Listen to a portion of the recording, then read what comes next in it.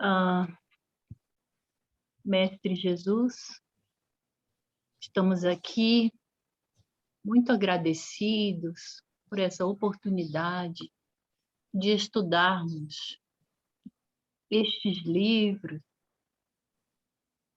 em consonância com a sua vida, Mestre. Estas experiências dos nossos irmãos que nos trazem os exemplos adequados e não tão adequados, que somos nós também, os humanos, para que possamos guiar-nos por esse caminho tão lindo que leva ao nosso Pai. Mestre, somos muito gratos. Somos gratos à Amélia, à Joana, também por nos conferir estas orientações. E estamos felizes por poder estudar e compartilhar isso.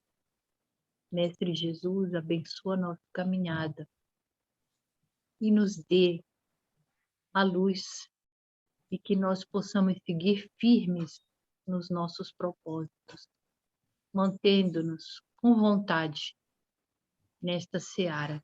Que assim seja. Beleza, gente. Todo mundo está me ouvindo? Sim, sim. Eu lembrei uma coisa, vou pegar o fone, que eu acho que fica melhor para me ouvirem. Só um pouquinho. Você sabe, né? Eu estou vindo do hospital. Ou do hospital não, lá da telemedicina. Bom, vamos lá. Então, ó, o capítulo é o 7º capítulo, As Pregações do Tiberíades, dando continuidade à última aula. Foi sua, né, Simone? Foi. A aula anterior foi minha. Beleza. Bom, então vamos lá. Vocês estão me ouvindo bem? Sim. Beleza. Ok, maravilha, vamos lá. Então, olha só. Vamos dar uma rememorada aqui para a gente começar. Eu vou começar em Era Noite, tá? Mas antes disso, vamos falar alguma coisa. Então, a Lívia saiu com a Ana, né, a serva, e foram encontrar com o tio da Ana, né? Simeão da Samaria. E encontrando com esse tio, né, na casa da família da Ana, eles foram buscar a Jesus, certo? E aí, nas margens do lago de Genezaré, eles ouviram a pregação de Jesus que falava das bem-aventuranças. Junto com esta pregação, houve a primeira multiplicação de pães, certo? Inclusive, Emmanuel nos relata aqui que a Lívia comeu um pedaço de pão, certo?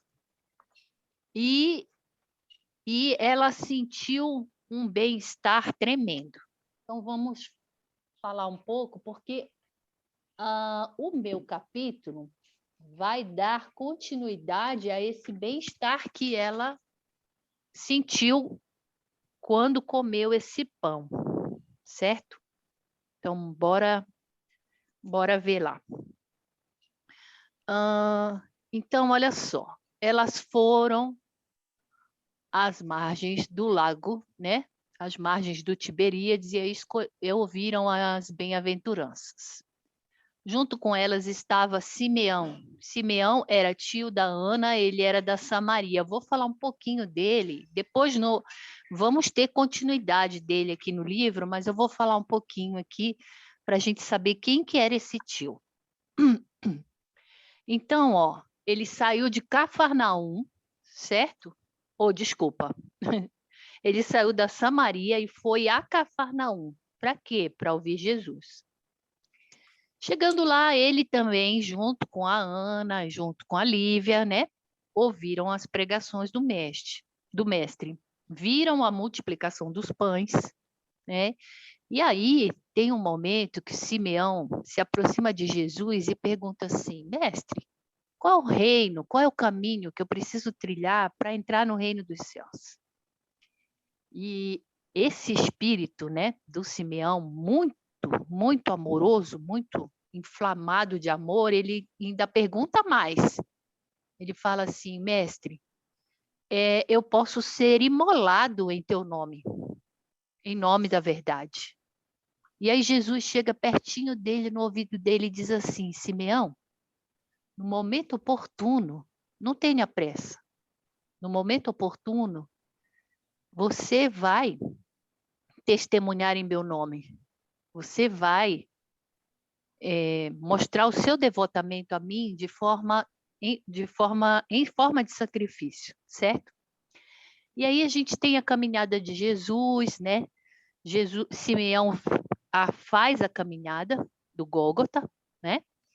E aí, quando ele vê, né, que antes disso, né, antes da caminhada, ele acompanha Jesus na caminhada, mas antes disso, quando ele vê, que ele percebe que Jesus realmente vai ser preso, né, que Jesus vai ser infligido e aí vai ser crucificado, ele vira para Lívia e fala: Lívia, vai com Pôncio Pilatos e ajuda a Jesus, certo?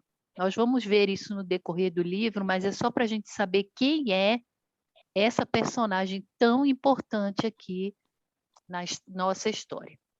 Então, Jesus foi crucificado, né? E 40 dias depois, chega na casa de Simeão quem? Lívia, Ana e Flávia, pedindo abrigo. Então, na casa de Simeão, eles conheciam os subterrâneos, né? Era conhecido dele e da família dele. E aí ele vai e abriga as 3 lá. Na casa dele também, ele era viúvo e ele era sozinho, morava sozinho. Os filhos já eram casados e tal. E aí, viúvo, filho casado, sozinho, ele ouvia as pregações de Jesus, né? E escreveu tudo a respeito de Jesus. Então, quem chegasse lá na casa dele, inclusive, ele plantou uma cruz lá.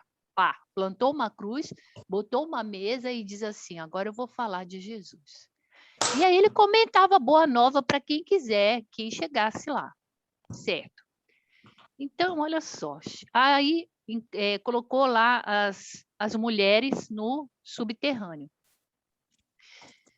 E chegaram quem? Os soldados romanos. Chegaram lá na casa de Simeão, atrás das mulheres. E aí ele fala assim, ó: cadê a Lívia? Não sei. E aí eles começaram ele falou assim, o Lictor, né, que era o comandante dessa tropa de soldados, começou a ficar muito encolarizado. E ele se mantinha na posição firme, o idoso, né? Não, ó, não sei. E aí o que os soldados fizeram? Amarraram as mãos deles, invadiram a casa dele, destruíram todos os pergaminhos da Boa Nova. E o velho Simeão ainda se mantinha lá firme, corajoso, né? A cruz que eles tinham colocado, a cruz que Simeão tinha colocado na casa dele, amarraram-no a essa cruz, né? Despiram as costas dele e começaram os açoites. Na terceira vez que foi açoitado, um soldado diz assim, para o Lictor, né, que era o chefe dessa expedição: eu não estou conseguindo açoitar, tem alguma coisa errada, algo me perturba, tem uma luz que está vindo da cruz que me atrapalha muito. Então, esse Lictor, né, cheio de ódio, pega o chicote da mão do soldado, continua a chicotear Simeão.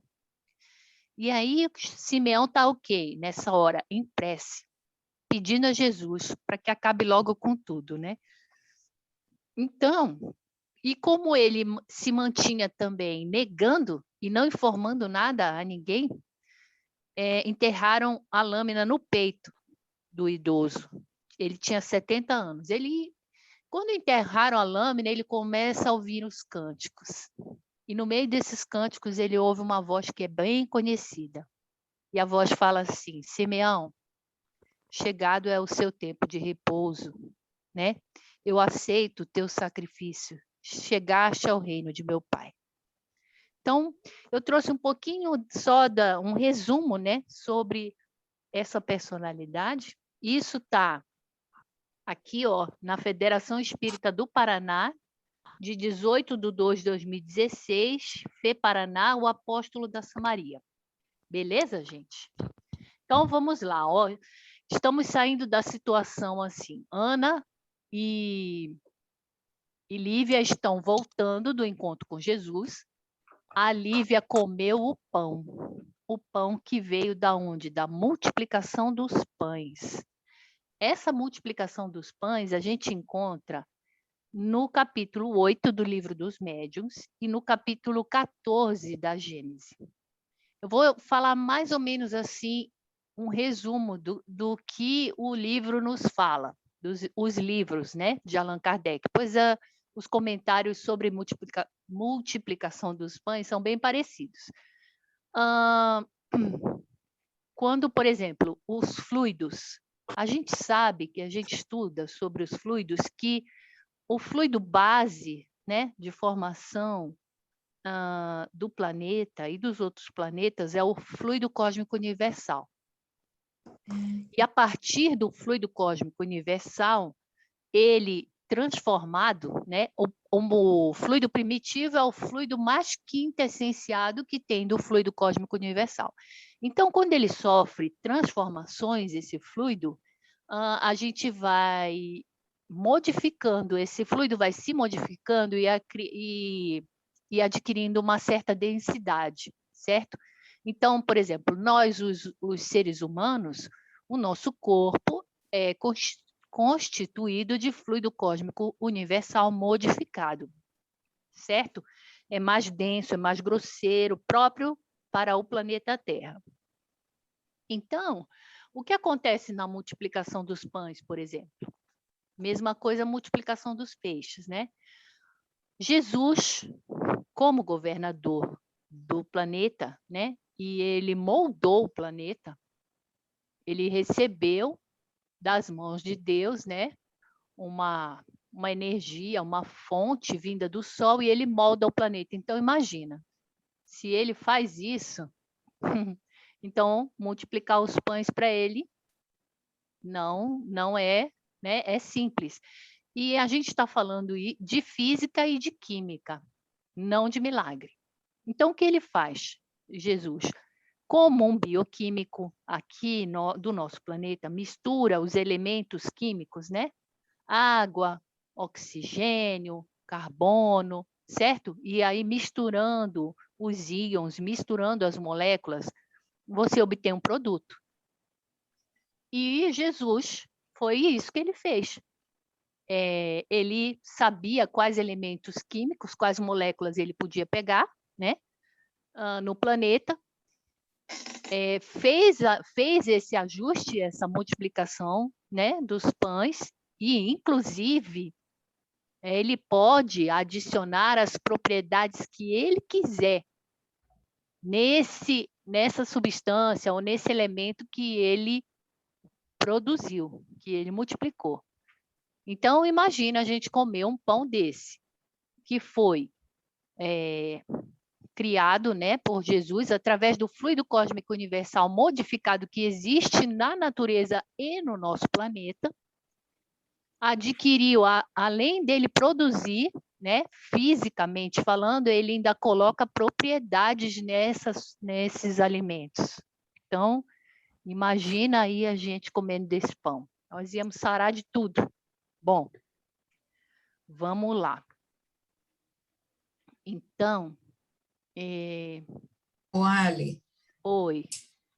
eu fiquei pensando aqui, né, quando a gente lê lá que ela come esse pão, e, assim, certamente os componentes químicos que tem ali, né, estão preparados de forma medicamentosa, como você falou, né? Sim. Para Aham. atender alguma necessidade de cada um, eu fico imaginando, né? Exatamente. Eu De também todos, pensei, né? sim, De pensei a todos mesma os que coisa. estavam ali, aquela multidão, mas cada um É, recebia isso. o A fluido sua parte, né? necessário. É, Exatamente. Isso, necessário para a sua situação, né? exatamente. Foi isso que eu pensei, Simone. Então, ela mesma fala, né? Parece que ela sorveu um remédio. E foi, né, gente? Então, vamos lá. Começando agora aqui a minha parte, tá? Era noite quando Lívia e Ana regressaram à casa solarenga, confortadas pelas graças recebidas das mãos caridosas do Messias. Profunda sensação de alívio e conforto inundava-lhe a alma. Ó, efeito do quê? Efeito do pão, né? Efeito também do quê? Do encontro com Jesus, de ouvir as bem-aventuranças, certo? Então, olha só. Penetrando, porém, nos seus aposentos, Lívia encontrou de frente a figura enérgica do marido, que deixava transparecer na fisionomia carregada os mais intensos sinais de irritação, como acontecia nos momentos de seu mais ríspido mau humor. Ela notou-lhe a exacerbação de ânimo, mas, olha só, gente, aqui está o, como diz o outro, o pulo do gato. Mas, ao contrário das outras vezes, parecia inteiramente preparada para vencer as mais tremendas lutas do coração, porque, com serenidade imperturbável, o encarou face a face. Nem era uma serenidade qualquer, né? Era uma serenidade imperturbável. O encarou face a face, enfrentando-lhe o olhar suspeitoso. Afigurava-se que a flor de eterna paz espiritual lhe desabrochara no íntimo, ao suave calor das palavras do Cristo. Portanto, lhe parecia haver atingido o terreno até então desconhecido de serenidade estranha e superior. Então, olha só, gente, que maravilha! Você já pensou? A pessoa tem a bênção, né? O mérito de se encontrar com Jesus, absorve as palavras, come um pão medicado e está lá, ó, serena. E uma serenidade profunda. Vocês estão me ouvindo bem? Estamos. Certo. Sim. Maravilha. Então vamos lá. E aí, tem um texto da Joana de Ângeles que chama Serenidade, está no livro Dimensões da Verdade. Eu vou ler só um pedacinho assim, porque acho que é importante para a gente aí. Serenidade. Todo homem sábio é sereno. Vocês já ouviram essa lição de Joana? Não. Não estou lembrada também, Ali. Se eu vi, eu já não lembro mais. Até como se não tivesse ouvido, né? Ah, então. Aqui em casa eu fiz uma cópia e preguei na capa do Evangelho isso. Então vamos lá, eu vou ler que eu acho que é bem legal. Todo homem sábio é sereno. Serenidade é conquista que se consegue com esforço pessoal e passo a passo. Pequenos desafios superados, irritação controlada, desafios emocionais corrigidos, vontade bem direcionada, ambição freada. São experiências para aquisição da serenidade. O espírito sereno já se encontrou consigo próprio, sabendo exatamente o que deseja da vida. Serenidade harmoniza, exteriorizando-se de forma agradável para os circunstantes. Serenidade inspira confiança, acalma, propõe afeição. O homem sereno já venceu grande parte da luta. Que nenhuma agressão exterior te perturbe levando-te ao desequilíbrio e irritação. Mantém-te sereno nas suas realizações. Tua paz é moeda arduamente conquistada, que não deves atirar fora por motivos irrelevantes. Os tesouros reais de alto valor são aqueles de ordem íntima que ninguém toma, jamais se perdem e sempre seguem com a pessoa. Tua serenidade, tua gema preciosa. Cadê? Nunca te permitas, eu vou passar para o final aqui. Nunca te permitas demonstrar que foste atingido pelo petardo da maldade alheia. No teu círculo, sempre defrontarás com pessoas perturbadoras, pessoas confusas e até agressivas. Não te desgastes com elas, competindo nas mesmas faixas de desequilíbrio. Constituem teste a tua paciência e serenidade. Assim, exercita-te com essas situações para mais seguro e sereno enfrentares os grandes testemunhos e provações do processo evolutivo. Beleza, gente? Beleza. Tá. Então, vamos lá. Ó. Então, nós temos aqui uma Lívia serena. E aí, a gente pensa também o quê, gente? Magnetismo, né? Energia magnética, que vem de Jesus e do alimento também, tá? Então, olha só. Magnetismo é a propriedade da matéria em atrair e repelir os elementos, né? Os objetos ferrosos. Nós mesmos, na nossa constituição natural, nós temos substâncias magnéticas naturais. Ferro, cobalto, níquel. Temos também um magneto que foi fabricado pelo homem, que é o aço, certo? Então, olha só, o magnetismo, então, é um processo de atração e de repulsão de energias, certo? E o magnetismo, ele é um fluido, é uma energia radiante. Eu já falei antes que ele vem do fluido cósmico universal, tá? O magnetismo também pode ser chamado de fluido magnético, fluido elétrico, fluido nervoso, fluido elétrico animalizado, certo? É um fluido intermediário entre o espírito e a matéria. Então, nós temos diferentes fluidos magnéticos. Nós temos o fluido humano, o fluido animal, o fluido espiritual, o fluido vegetal e o mineral, certo? E aí, o magnetismo mais poderoso que nós temos no planeta é a prece. No planeta, acho que todos os planetas, né? A prece. A prece proferida com aquele sentimento, né, gente? De humildade, de fé, de uma alma desinteressada que se dirige a Deus. É um poder de energia magnética, certo?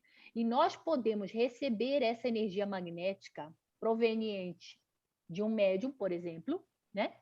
Proveniente, no caso aqui da Lívia, do alimento que ela comeu, proveniente da energia direta de Jesus. Também podemos receber essa energia magnética numa prece e ela vem direta do espírito para a gente, certo? Tanto que quando a gente faz prece, a gente não precisa de um médium, um curador ou de um terceiro para que nós recebamos essas benesses. Uma prece, né? Uma prece fervorosa ali, só a gente, né? Naquele ambiente sozinho, nos dá uma energia magnética, uma coisa bem profunda. Então, olha só. E esse fluido vital, então, esse fluido magnético, está na natureza. É claro, vem do FCU, lembra? Então, é como se nós estivéssemos mergulhados ali, certo? Então, está na natureza e cada ser absorve, né, esse fluido magnético, uma parcela durante a vida. E também conforme, é lógico, né, gente? A gente vai absorver conforme a nossa capacidade moral também. Isso também está envolvido nessa situação, tá? E assim, ó, olha que interessante. Quando a gente absorve um fluido desse, por exemplo, vem de uma prece, ou vem de um médium, ou vem do pão, esse fluido, ele atua nas nossas células sanguíneas. E aí nós temos fabricação de anticorpos, nós temos melhoria da nossa imunidade, nós temos extinção de vários processos patogênicos. Por quê? Porque o fluido magnético ele se condensa no perispírito. E a gente já sabe que o perispírito ele é uma cópia, ele é, quer dizer, é um molde primeiro do nosso corpo. E eles são idênticos célula a célula. Então, imagina só, se eu recebo uma energia magnética dessa, que vem de um pão, ou vem da fala de Jesus, ou vem de uma oração, ou vem, né, de um médio de cura, né? E aí, essa energia magnética primeiro vai para o meu perispírito. E aí, esse perispírito, com essa energia, como nós somos idênticos, né? E perispírito e corpo, célula a célula, essa energia magnética, ela migra do perispírito para o nosso corpo. Então, ó, temos recursos curativos para os encarnados e também para os desencarnados. E esses recursos curativos, eles passam pelas vias específicas, que são os nossos chakras, certo? Então, como eu falei antes, esse magnetismo é um processo de atração e repulsão de energias. E temos aí esse fluido circulante que põe todos os seres em vibração, certo, gente? E isso que eu falei está no Livro dos Espíritos, questão 27. Tem também no Consolador, questão 26. E peguei parte de exemplos dessa revista espírita de 1865, que eu vou explicar para vocês. Vocês conseguem ver esses dois bonequinhos aqui que eu desenhei? Sim. Dá para ver? Dá. Então, legal. Olha só. Então, ó, Revista Espírita de 1865, tá? Página 285, 286. O que acontece aqui, por exemplo, fluido magnético. O caso da Lívia, eu já falei, né? Veio pelo pão, veio pela palestra de Jesus e ela se encontrou ali serena, como um remédio que ela absorveu, certo? Também ela tem moral suficiente para absorver isso aí. Então, olha só. Imaginemos aí um magnetizador que está aqui Devia ter colocado de outra cor, né? Mas espera aí que eu vou mudar já já. Imaginemos um magnetizador que está em vermelho, certo? E esse magnetizador, olha só, isso também está no livro da Gênese, no capítulo 14, que é o capítulo de fluidos. Esse magnetizador ele precisa ter vontade para que o fluido exerça uma benesse maior na gente, né? Há necessidade de uma vontade firme. Há necessidade também o quê? De moral. E o que é importante? A pureza do fluido. Certo? Então, se veio diretamente de Jesus, vai vir tudo no seu grau máximo. E aí o magnetizador, vamos dizer que ele está rezando, colocando as suas mãos num passe, por exemplo, sobre o doente. Que vamos dizer que essa energia magnética eu representei aqui por essas setas amarelas, tá bom? Dá para ver? Dá. E aí, ó, vamos imaginar que o doente que está aqui em preto tenha a natureza má. Tenha a natureza má. O que vai acontecer com o doente? Ele vai ter maus fluidos. E o que vai acontecer com a energia magnética que vem de um magnetizador, que pode ser um magnetizador, pode ser um médium de cura altamente capacitado. Mas o que acontece? Em torno de um doente que é rebelde, em torno de um doente que tem a natureza má, vai criar maus fluidos ao redor. E esses maus fluidos, eles não permitem que um fluido bom penetre na sua essência, no seu perispírito. Então, para que haja, né, a recepção dessa energia magnética desse fluido, eu preciso também ter vontade. Então, a vontade do magnetizador, mas tem que ter a vontade do receptor também.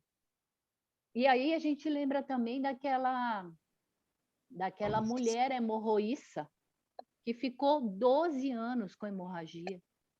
E ela tinha tanta vontade que ela foi lá e tocou nas vestes de Jesus e ela como se ela fosse uma bomba de sucção. E toda aquela energia magnética, aquela virtude, sai de Jesus e entra nela. Então, assim, para o doente também há necessidade de você ser receptivo, né? Então, antes de querer a cura física, a gente tem que querer a cura moral. Então, assim, eu vou primeiro melhorar os meus pensamentos, vou cuidar, vou tentar, né, me policiar, porque se a gente não tentar fazer a nossa parte, a gente pode receber o magnetismo que for, não vai absorver. E eu tinha lembrado de uma coisa, mas agora me esqueci. Estou ficando velha. Então, olha, gente, estou ficando velha. Então, gente, assim, ó. Então, imagina a Lívia. Ela, no começo do capítulo lá, a gente viu no sonho que ela tinha as mãos translúcidas e que ela estava dando um resgate lá para o companheiro, certo? Imagino eu que esse perispírito seja mais evoluído, com moral. Então, na hora que come o pão, ela sente o remédio. Inclusive, essa palavra está escrita aqui, né? Emmanuel escreve para a gente. E aí, o que acontece com ela? Serenidade imperturbável. Pode vir, Públio, né? Então, ó, gente, todos esses livros aqui, ó, falam de magnetismo. E aí eu coloquei aqui os livros, né? E tem esse resumo muito bom de magnetismo num site da União Espírita Mineira. E aí esse resumo eles tiraram de todos esses livros aqui, ó, Nos Domínios da Mediunidade, Missionários, Evolução em Dois Mundos, Ação e Reação, Gênese, Livro dos Médios, Livro dos Espíritos, tá bom? Então vamos continuar, beleza? Vocês querem falar alguma coisa, gente? Alexandra, Pode falar. eu ouvindo você falar sobre isso, então a gente vê o que ela buscava, né? Eu até olhei lá para trás um pouquinho e vendo o que a Lívia queria encontrar, né, quando ela foi em busca de Jesus. Ela diz aqui que ela precisava de conforto espiritual, isso palavras delas, né? E energias novas para enfrentar as provações rudes e amargas que viriam. E ela encontrou, né? Quer dizer, Exatamente. é aquilo que você falou, a vontade é um elemento de atração desse fluido, né? Do fluido do Cristo. Então, do pão que comeu, ela buscava isso e ela encontrou isso na presença do Cristo, né? Exatamente. É bem bacana isso, né, Marli? Muito, porque muito. assim, nossa, é muito, muito, muito lindo isso, porque a gente lembra, lá no Evangelho segundo o Espiritismo, tem o Curadars. Vocês lembram daquela moça cega Sim. que queria enxergar? E o Curadars fala para ela assim: minha filha, eu só sou o transporte, mas posso te fazer aí um passe, né? Mas antes de curar a vista, cura a tua alma, porque é melhor a gente passar por essa expiação de não ter os olhos da matéria do que eu curar você enxergar e isso passar a ser motivo de queda. Sim. Né? Então, é isso que a gente fala aqui também, né? É o que a Marli está comentando. Você está curado da sua alma, você tem aquela vontade vontade também, porque o doente também tem que se mover, né, gente? Uma mão de cá e uma mão de lá, né? Então, bora lá. Alguém quer ler o livro do Emmanuel?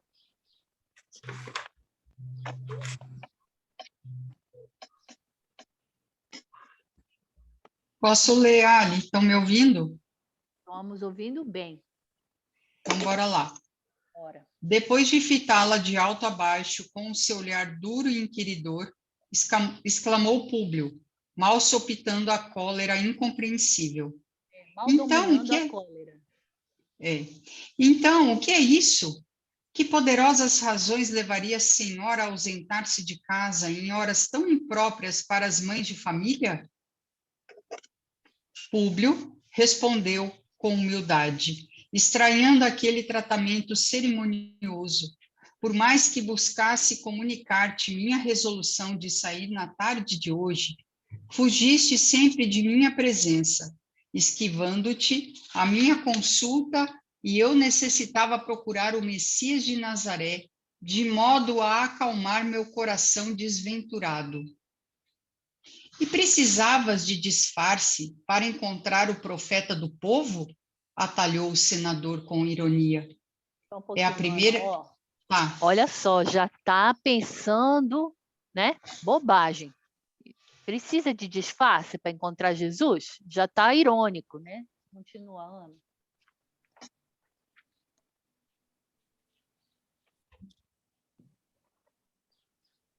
Alô?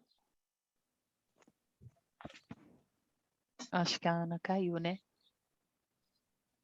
Perdão, voltei. Tá. E precisavas de disfarce para encontrar o profeta do povo? Atalhou o senador com ironia. É a primeira vez que noto uma patrícia usando tais artifícios para consolar o coração. Vai a tanto, assim, o seu menosprezo pelas nossas mais sagradas tradições familiares?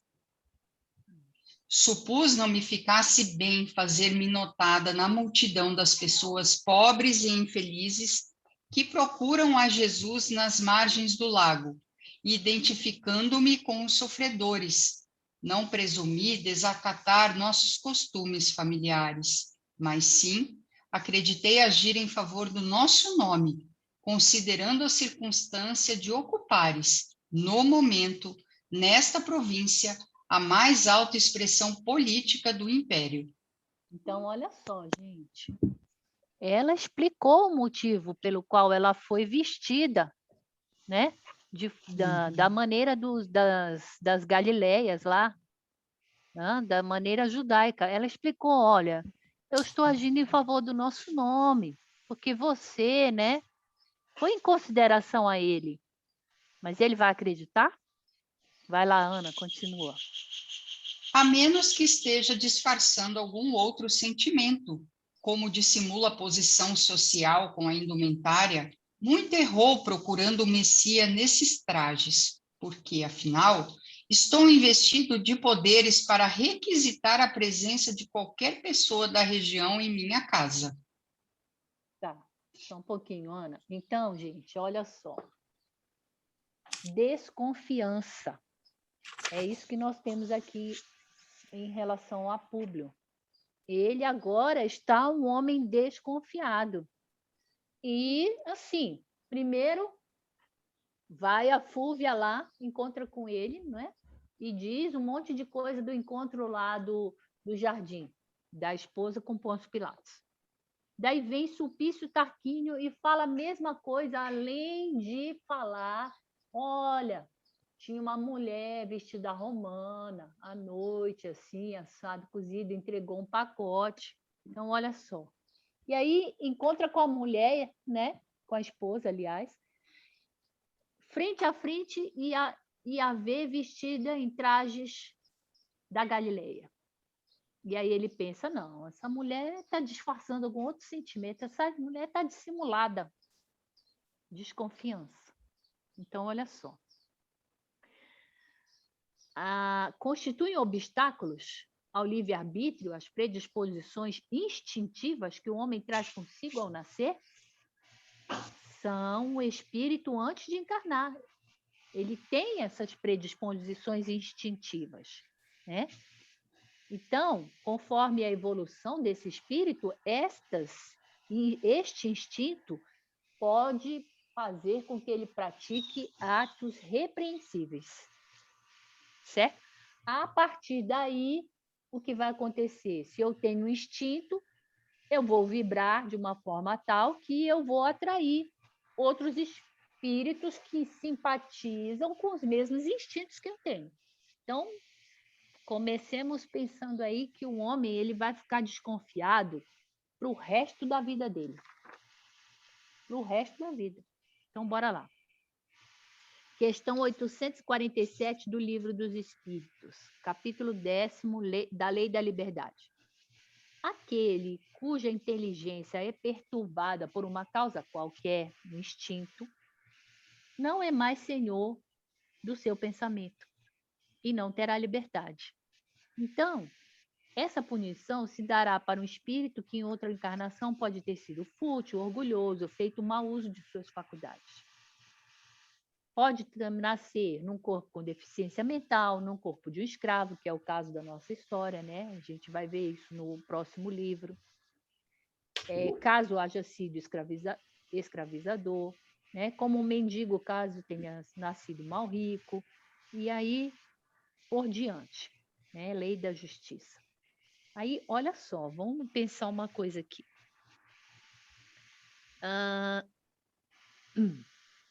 Cadê? Tá, então olha só. O espírito, ele vem com aqueles vícios, com aqueles instintos ali, certo? Então, ó, ele pode permanecer estacionário durante várias encarnações, repetindo comportamentos que adquiriu na sua maneira viciosa de agir. Muda a encarnação, muda o lugar. Não, ó, não vai mais encarnar aqui no Brasil, vai encarnar lá na Europa. Muda o país, né? Muda o continente, muda o país, muda a profissão, muda a família, mas aquele espírito vai agir conforme um padrão individual. Olha que coisa, né? E a gente tem o Públio aqui. Agora parece que a Lívia nem conhece mais o marido que ela tem. Totalmente desconfiado. E agora tudo que ela for falar ou fizer, ele distorce. Então, olha só. Eu trouxe um pouquinho aqui desses parágrafos aqui de Jorge Andréa, tá, gente? De Psicologia Espírita e Visão Espírita das Distonias Mentais. E aí eu tenho aqui, ó, Freud diz que, né, ao buscarmos uma solução para uma dificuldade qualquer que nós tenhamos, nós sempre vamos agir da mesma forma. Por quê? Porque é como se sabe, como se aprendeu. Então, isso acaba sendo uma compulsão para a repetição. Jorge Andréa traz para a gente que, do ponto de vista espiritual, você está preso num padrão vibratório. E sempre encontra-se com os espíritos com os quais você se afiniza. Então, foi o que a gente falou aqui, né? Um espírito pode permanecer estacionário durante várias encarnações, repetindo comportamentos, certo? Então, Jorge Andréa nos diz que precisamos sair do padrão. O que é sair do O que significa sair desse padrão, sair da repetição, né? Tanto de pensamentos quanto de atos. Abrir mão da insegurança, abrir mão da insegurança, abrir mão do egoísmo, do orgulho, da maledicência e tantas outras dificuldades para que nós sejamos livres, certo? E associado a isso, ao não fazer, temos que também associar o fazer. Então, o que é? Tenho que procurar cultivar em mim boa vontade, mansidão, bondade, paciência, resignação, caridade. Então, tudo isso a gente tirar o que já sabemos que nos prejudica e tentar cultivar as coisas que nos trazem virtudes. Isso está naquela passagem que Jesus diz assim: tudo que ligares na terra manterá ligado no céu. O que ele está falando? Ele está falando de virtudes. E tudo que desligares na terra se manterá desligado no céu. O que ele está falando? Está falando dos nossos vícios, dos nossos defeitos, dos nossos pensamentos repetitivos, né? Beleza. Então, olha só. Desconfiança contínua é característica de um ego sem recursos, de um ego sem forças para impedir que o seu inconsciente transfira pensamentos, ideias errôneas, condutas da vida passada para a vida atual. E aí a gente acaba repetindo esse ciclo, repetindo essas ações aí que já estão meio até como um anátema, sabe? Como pá. Acaba repetindo isso e temos essas sensações aí, né? O cara desconfiado, sensação de perseguição e essas coisas, né?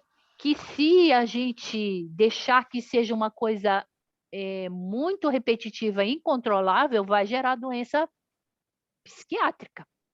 Desconfiança contínua, por exemplo, é um dos fatores que pode levar a uma psicose, certo? Alguém queria fazer alguma pergunta ou queria comentar alguma coisa?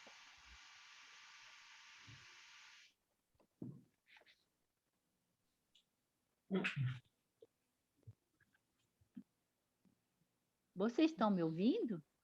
Estamos. Certo. Então, olha só, gente, nosso subconsciente, a gente lembra daquele iceberg, certo? Então, nós temos 3 partes ali. O subconsciente, que é a porção maior do iceberg, que está mergulhada no mar, certo? É a parte mais profunda. O superego, que é uma parte que também fica embaixo do mar, mas é uma parte que pode ser visível, como aquele fenômeno de refração da água. E o consciente é a pontinha do iceberg que fica fora d'água. Então, imagina, a pontinha do iceberg que fica fora d'água é 10% do iceberg. O resto, 90%, faz parte do nosso inconsciente. Então, o que ele, Jorge André, quer dizer para a gente aqui? Que desconfiança contínua é quando você não tem um freio. Você tem um ego fraco. E tudo que vem, pensamentos, ideias errôneas, vem ali do seu inconsciente. Você está deixando passar essas coisas que você acumulou, são de outra vida. Certo? Vocês queriam perguntar alguma coisa ou comentar alguma coisa?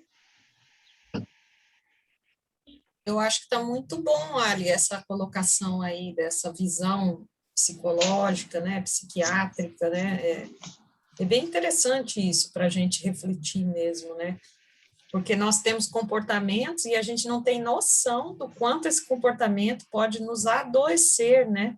Exatamente, porque imagina se você ficar num ciclo repetitivo, né?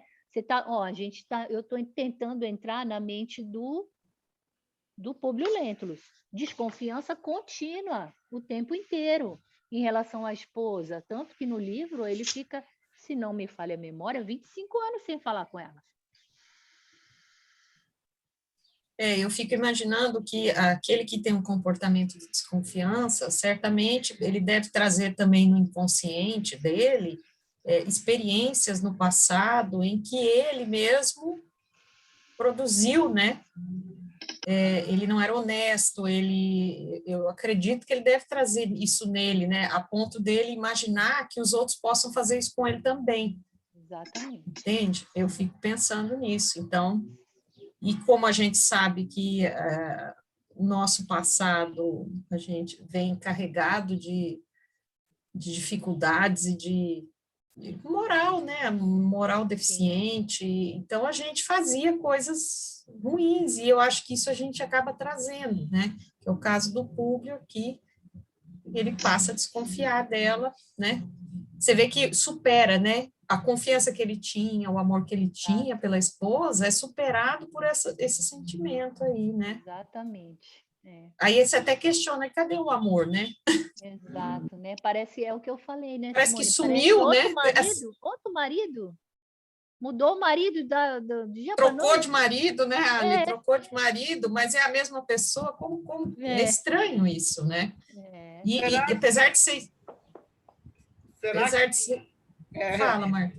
desculpa, Simone. Será Pode que isso falar. é lembrança de uma traição em vidas passadas e agora ele desconfia? Pode ser, né? Pode ser, a gente Eu não acho que sabe, lembra? Tá tudo no nosso subconsciente. tudo é possível, né? Porque assim, a gente erra muito, né? Imagina quantas encarnações nossas e quantas escorregadas que a gente não deu, né? Com De ser certeza. desonesto, de mentir, de passar os outros para trás, nesse sentido assim, né? Então, eu acho que isso gera, em alguns, fica, né? Que ainda estão naquele processo ali, né? Fica esse comportamento, né? É. Bom, vamos lá. Pode continuar, né? A Ana que está lendo, será que ela Eu pode? vou ler mais um pouquinho, depois outra lê, tá bom? Tá bom.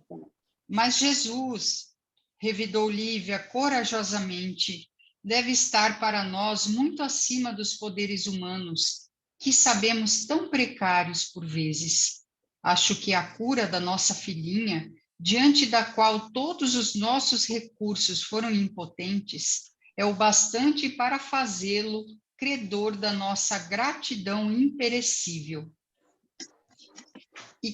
Ignorava que a sua organização mental fosse tão frágil em face dos sucessos do mestre de Nazaré. Aqui em Cafarnaum, continuou o senador asperamente. A cura de nossa filha? Como assegurar uma coisa que a sua argumentação pessoal não pôde provar com dados positivos? E ainda que esse homem, revestido de forças divinas para o espírito simples e ignorante dos pescadores galileus, tivesse operado essa cura com a sua intervenção sobrenatural, vindo a este mundo da parte dos deuses, poderíamos chamar-lhe impiedoso e cruel, sarando uma menina enferma de tantos anos e permitindo que os gênios do mal e da perversidade nos arrebatassem um filhinho sadio e carinhoso, em cuja fronte colocava a minha ternura de pai todo um futuro brilhante e promissor. Tá, só um pouquinho, Ana. Valeu, obrigada. De nada. Imagina, gente, olha o que este homem falou. O que é a cura de uma menina diante de um menino? Ele curou, tá bom, você não tem como provar isso, né? Você está falando aí de boca, você não tem dado positivo para me dar que realmente houve essa cura pela parte dele. Mas eu vou falar para você, este homem é impiedoso e cruel, já que ele tem os poderes divinos. Então, como é que ele sara uma menina que já está doente, moribunda, que já está quase morrendo, doente de muitos anos, e permite que os gênios do mal levem um menino que tinha um futuro promissor, sadio, que era carinhoso e do sexo masculino? Olha só, gente. Infância em Roma. Rapidinho aqui, que eu estou meio atrasada. A educação dos romanos variava, assim como na Grécia, de acordo com a classe social e o sexo. O que era importante para o Públio? Era o menino. Então, os meninos de classe social privilegiada aprendiam a ler e a escrever em grego e em latim. Tinham preceptores particulares, né, para cada um deles. Os preceptores eram gregos, os preceptores eram muito sábios, estudiosos. A gente sabe que os gregos foram escravizados, né? E aí, eles, além disso, eles tinham que ter conhecimento em agricultura, em astronomia, religião, geografia, matemática e arquitetura. Isso da classe social abastada. Os outros meninos de classes sociais, né, menos abastada, dedicavam-se ao trabalho agrícola, ao trabalho artesanal e menor tempo para os estudos. As meninas eram educadas para serem esposas, para serem mães, administradoras dos lares, administradoras dos escravos, e deveriam ensinar às filhas a arte de fiar, de tecer e preparar comida. E essas meninas eram preparadas para o casamento com 12 anos. Isso está em sites de história, tá, gente? Gente, eu vou ler um pouquinho, porque eu já estou meio atrasada aqui. Vamos lá. Então, olha só. Ele está inconformado que perdeu o filho. Fala assim, mas tu defende esse Jesus aí? Ele deixou levar o nosso filho. Cala-te, Públio, revidou ela, tomada de uma força superior que lhe conservava toda a serenidade do coração. Recorda-te que os deuses podem humilhar-nos com dureza, a vaidade absurda e orgulhosa. Se Jesus de Nazaré nos curou a filhinha bem-amada, que apertávamos nos braços frágeis contra os poderes imensos da morte, podia permitir que fôssemos tocados no mais sagrado sentimento de nossa alma, com o incompreensível desaparecimento do nosso Marcos, para que nos sentíssemos inclinados à piedade e comiseração pelos nossos semelhantes. Olha o que ela fala. Então, ó, se Jesus permitiu isso, isso aí é uma lição para nós. Então, a gente tem que olhar os outros com fraternidade. Os escravos são nossos irmãos, disse Lívia para o esposo. A senhora se compromete com essa demasiada tolerância, que vai do absurdo da fraternização com os escravos, disse Públio, com rispidez e severidade. Tal atitude de sua parte me faz pensar seriamente que a sua personalidade mudou no decurso deste ano, porque suas ideias, longe do nível social da sede do Império, baixaram ao terreno dos sentimentos mais relaxados, em face da compostura que se exige da mulher de um senador, de uma matrona romana. Lívia ouvira angustiadamente as palavras injustificáveis do marido. Nunca ouvira tão irritado em todo o transcurso da vida conjugal, mas verificara por si própria uma renovação singular, como se o pão rústico, olha só, gente, que legal, ele repete aqui, como se o pão rústico, abençado pelo mestre, lhe transfigurasse as mais recônditas fibras da consciência.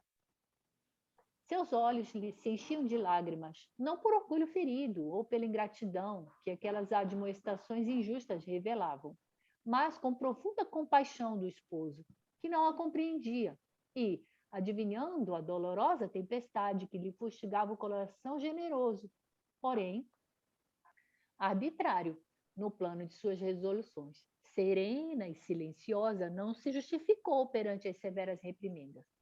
Foi quando, então, compreendendo que aquele atrito não deveria prosseguir, dirigiu-se o senador para a porta de saída do apartamento, abrindo-a com estrépito, com estrondo, a exclamar: jamais fiz uma viagem tão penosa e infeliz. Gênios malditos parecem presidir as minhas atividades na Palestina. Porque, se curei uma filha, perdi um filhinho no desconhecido e começo a perder a mulher no abismo das irreflexões e da incoerência. E acabarei também perdendo-me para sempre. Dizendo-o, bateu a porta com toda a força dos seus movimentos instintivos, encaminhando-se ao gabinete, enquanto a esposa, de coração genuflexo, dirigiu o pensamento para aquele Jesus carinhoso e terno, que veio ao mundo para salvar todos os pecadores. Lágrimas dolorosas fluíam-lhe dos olhos, fixos ainda na paisagem do lago de Genezaré, aonde parecia haver regressado em espírito novamente. Olha só, gente, essa frase, né? Ela está acordada. Ela brigou com o marido. E aí ela começou a pensar, né, na paisagem do lago de Genezaré, aonde parecia haver regressado em espírito novamente, certo? Era à noite, hein, gente? Mas ela estava acordada. Lá estava o mestre, em atitudes doces de prece, cravando nas estrelas do céu os olhos fulgurantes. Jesus estava em prece, olhando para o céu. Figurou-se-lhe que Jesus também lhe notara a presença naquela hora sombria da noite, porque ele desviara o olhar resplandecente do firmamento consterlado e estendia-lhe os braços, compassivos e misericordiosos, exclamando com infinita doçura. Então, ela voltou para o lago de Genezaré, onde ela acabara de ouvir a bem-aventurança, em espírito. E ela encontrou Jesus orando, olhando para o céu em prece. Ele também lhe nota a presença, em espírito, e lhe estende os braços e olha para ela. E ele afirma, né? Agora vem a fala de Jesus, imagina uma fala assim muito doce. Filha, deixa que chorem os teus olhos as imperfeições da alma que o nosso Pai destinou para a gêmea tua. Não esperes deste mundo mais que lágrimas e padecimentos, porque é na dor que os corações se lucificam para o céu. O momento chegará em que te sentirás no acume das aflições. Mas não duvides da minha misericórdia, porque no momento oportuno, quando todos te desprezarem, eu te chamarei ao meu reino de divinas esperanças, onde poderás guardar teu esposo no curso incessante dos séculos. Então, olha só. Foi para lá, ouviu o recado de Jesus e disse assim, ó, eu sei, a sua vida não está fácil, né? Desse mundo não espere mais que lágrimas. E um momento chegará que vai ficar no auge das tuas aflições. Mas não duvides. Não duvides. E eu fiquei pensando, né? Ela vai falecer, né, gente? No meio dos leões. Então, bora lá. Pareceu-lhe que o mestre continuaria a embalar-lhe o coração com suaves e carinhosas promessas de bem-aventurança, mas um ruído qualquer a separara daquela visão de luz e de felicidade indefiníveis. Quebrara-se o quadro da sua recordação espiritual, como se feito de tenuíssimas rendas com certa transparência. Todavia, a esposa do senador compreendeu que não fora vítima de perturbação alucinatória. Gente, eu não estou alucinada. Eu estava lá. Eu fui lá. Em espírito, eu encontrei com Jesus. E ele me disse isso, isso, isso e isso. E eu guardo no meu coração para sempre esse recado. E guardou com amor no âmago do coração as doces palavras de Jesus. E enquanto despia aos trajes galileus, a fim de retomar o curso de suas obrigações domésticas, de alma límpida e consolada, parecia ainda avistar o vulto sereno e amado do Senhor, nas eminências verdejantes das margens do Tiberíades, através da neblina suave que lhe embaciava os olhos úmidos de pranto. Então, brigou com o marido, né? Quer dizer, brigou com o marido não, né? O marido brigou com ela. Então, olha só. Lívia foi em espírito ao encontrar com Jesus. Vou falar bem rapidinho, que eu já estou... O perispírito da gente, ele se acha em relação com os desencarnados, certo? E com os encarnados também. Então, o que eu tenho? O nosso perispírito, ele tem propriedade de irradiação, certo? Do fluido perispirítico, que processa aí a dupla vista. Dupla vista, ou vista espiritual, ou vista psíquica, da qual muitas pessoas são dotadas, sem o saberem. Olha, gente, a Gênese fala para a gente que muitas pessoas são dotadas da dupla vista. O espírito, então, o espírito, né? O nosso espírito, ele vê, ouve e sente por todo o ser. Quando estamos em perispírito, né? vê, sente e ouve tudo que se encontra na esfera de irradiação do fluido do nosso perispírito. Está dando para entender? Sim. É como se a gente ouvisse por qualquer parte do corpo perispiritual. Tá. Então, olha só. Durante a vida de encarnado, o nosso perispírito ele não se acha escravizado ao nosso corpo. Ele pode transportar-se, né, a um ponto distante na Terra e também no espaço. Lembra a história do Chico? Não, eu não aguento mais, Emmanuel. Volta, me dá um... Estou querendo tomar um café.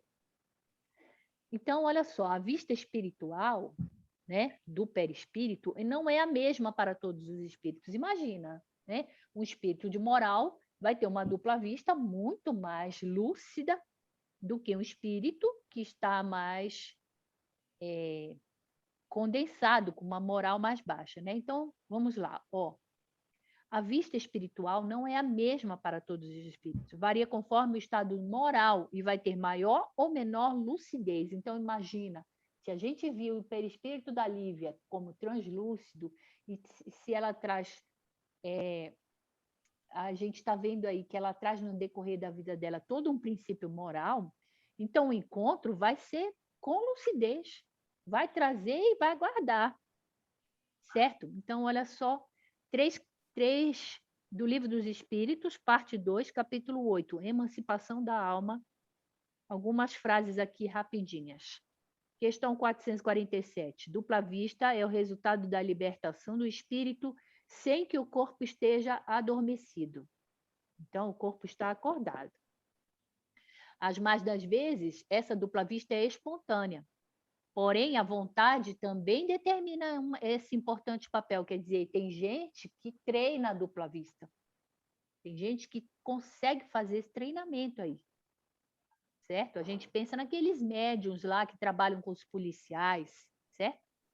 Outra coisa, em quais circunstâncias isso pode ocorrer? Na moléstia, proximidade de um perigo, uma grande comoção, né? Nas emoções. Parece que a providência, quando no perigo nos ameaça, nos dá meio de conjurá-lo. Tá bom, gente? Então, era isso aí que eu tinha para falar sobre o final desse capítulo. Vocês queriam perguntar alguma coisa? Ou comentar alguma coisa?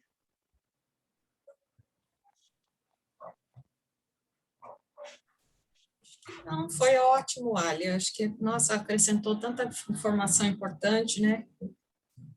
Gostei bastante, muito bom. A gente leva um tempo, né, para absorver tanta coisa importante, para nós temos que pensar nisso tudo que a gente leu agora. Né? Tem muita coisa que dá para realmente que você conseguiu captar ali do capítulo, né? Foi muito bom. Dá para a gente refletir de forma mais aprofundada, né? No que a gente está lendo e tudo, né? Foi muito bom. Legal. Vamos, então, passar para o nosso próximo agora, livro, né? Foi muito Tchau, bom, Marta. Alexandre. Tchau. Muito obrigada pela aula. Obrigada. Obrigada, gente. Tchau, Um abraço. Tchau, Shirley. Obrigada. Beijo. Obrigada. Tchau, tchau. Deus aí. Simone, acho que tem que parar a gravação para recomeçar, não é isso? Uhum.